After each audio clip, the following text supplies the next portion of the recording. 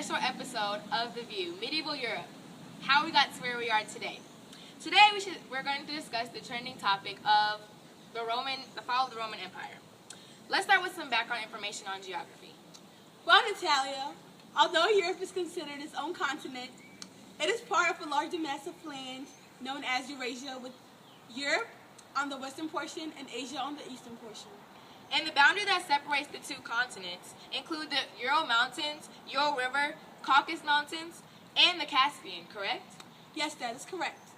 After the fall of the Roman Empire, because they are practically next-door neighbors, people from Asia settled in European lands and vice versa.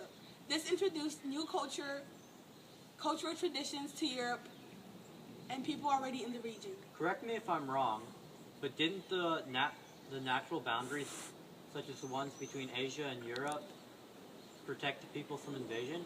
Yes, you're most certainly correct with this.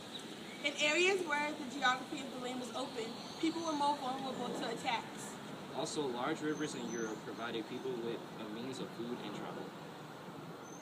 Overall, Europe's geography controlled what direction people relocated and settled, and which groups of people would have frequent contact for trading purposes, the sharing of ideas and traditions, and the possibility for wars and future conflicts.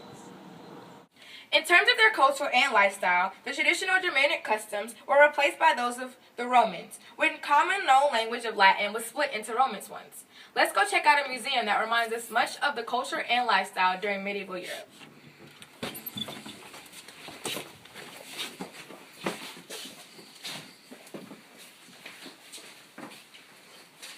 Besides just the cultural changes of language, what were the gender roles like?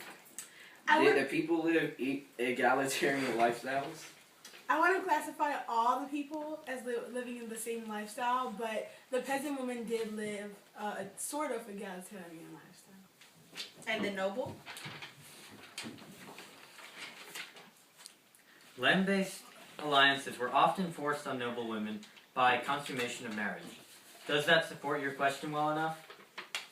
I believe it does. So how about them politics? After the fall of the Roman Empire, Western Europe fell into political disorder, and the Germanic tribes that were held together under the Romans began warring against one another. Medieval politics revolved around the monarchy and nobility in Europe at the time. Soon we saw an occurrence of the short-lived Carolingian Empire. Together, the decentralized segments of Western Europe unified to protect themselves against Muslim invasions. Charles Martel formed an alliance with the church and led the revolt against Muslim armies that took over Spain and Italy. Martel's empire, the Carolingian Empire, spread through most of Germany and Italy. Later, his grandson Charles the Great, also known as Charlemagne, was anointed as protector of the papacy. In 771, Charlemagne was crowned king of the Franks, a Germanic tribe, and with the strategy of military warfare, he aimed to convert the people to Christianity. With the Treaty of Verdun in 843, the empire was split between Charlemagne's three sons. The mainland in Europe was once again thrown into decentralization and chaos, and created a weak economy. Okay, well, what about the social significance during this period? Does anyone understand that? Well, in medieval Europe, manorialism and feudalism were the two main economic systems used. Manorialism is a system of social relations between lords and their dependent farm laborers, or serfs. Serfs replaced slaves and were property of the land, while feudalism was more of a hierarchical system in which the kings and the lords gave land to vassals in return for military support. Weren't contracts for exchange of land and protection called fiefs? That's true. Feudalism declined after the Crusades because a demand was put on the production of goods, and a money system was introduced. This system being established, it remained this way through the rest of the medieval period. Adding further decentralization and loss of central control over the territory. With the death of Charlemagne after being crowned emperor of the Romans, the Carolingian Empire fell and was followed by the formation of the Holy Roman Empire in 962. In 909, one of the three sons gave rights to the Viking groups he could not hold off, called Normans, who settled in what is now Normandy. They learned the local language and religion, but kept their warlike Viking ways.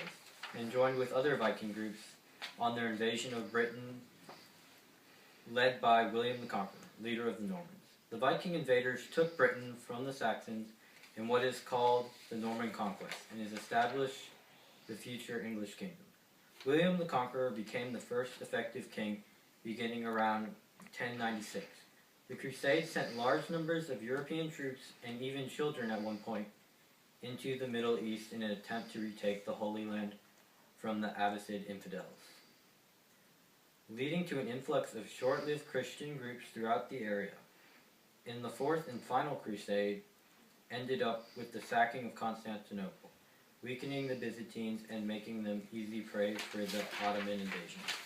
In 1337, the Hundred Years' War, fought between England and France over whether or not women could inherit the throne, began and continued on and off for the next 100 years, until it was ended by Saint Joan d'Arc of France pushing English armies out of France during a time of political strife in Britain.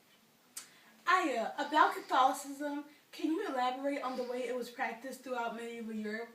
Relating to religion, before the time of Charlemagne's rule, Clovis the Frank converted to Roman Catholicism, which was religiously significant to medieval Europe because it encouraged all of his subjects to convert to Christianity from their pagan beliefs.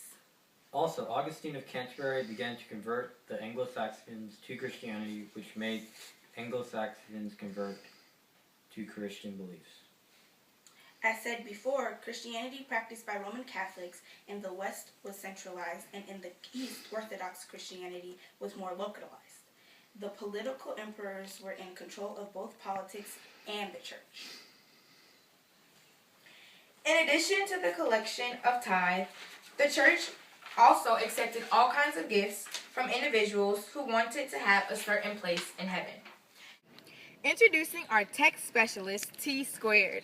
Can you explain to the viewers what the technological advancements of medieval Europe are? And take your time. We know you like to go into depth about these subjects. Ha ha ha ha, very funny, Natalia.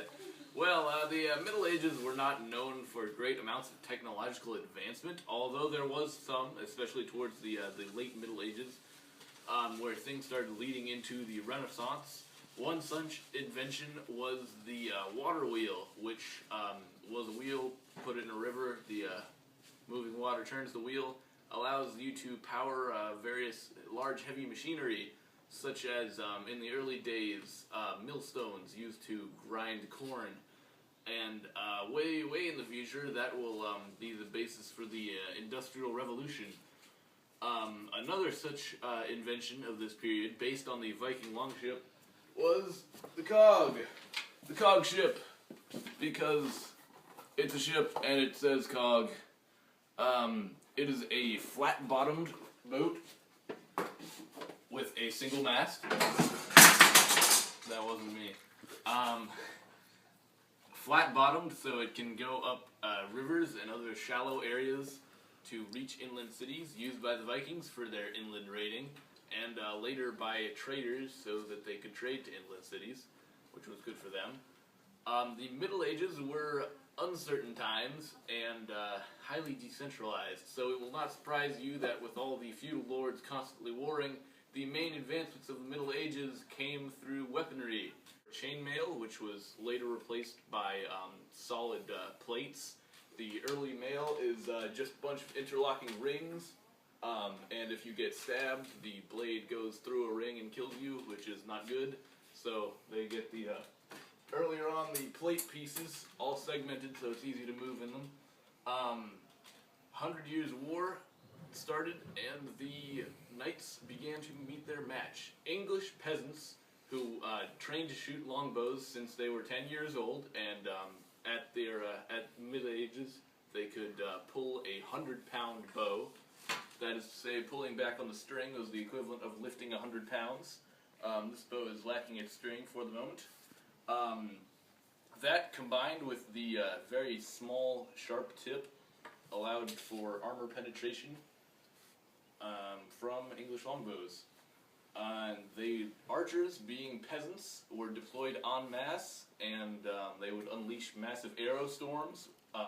Let's look at primary source. here I'm going to read from the Froissart Chronicles, a quick excerpt from the Battle of Crécy.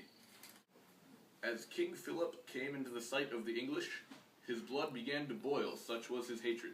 He cried out to his marshals, ordered the Genoese forward, and let their battle begin, in the name of God and St. Denis. There were about 15,000 Genoese crossbowmen, but they were quite unready for battle, and being very tired, and having marched over 15 miles in full armor, carrying their crossbows, they told the constables that they were in no condition to fight, and the Count of Alencon, when he heard it, said, "This is what one gets for employing such rabble. They fail us in the hour of need."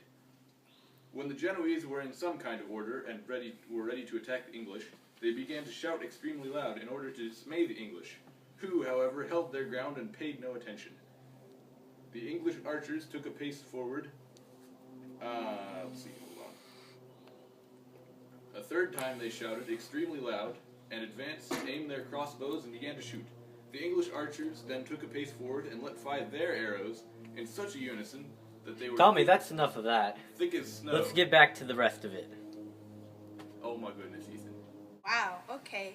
Well, I think when Natalia said be detailed, she should have reminded you that producers only pay for a certain amount of show. Sorry, Ben Shine. Tune in tomorrow for Kim Kardashian's scandalous one-week marriage. As long as there's no technological significance, I think we'll be fine, right, Tommy? Always cracking jokes, Ethan. Well, thanks for watching, and remember, it's always good to take time out of your day to capture the beauty of the view. Team. Boop.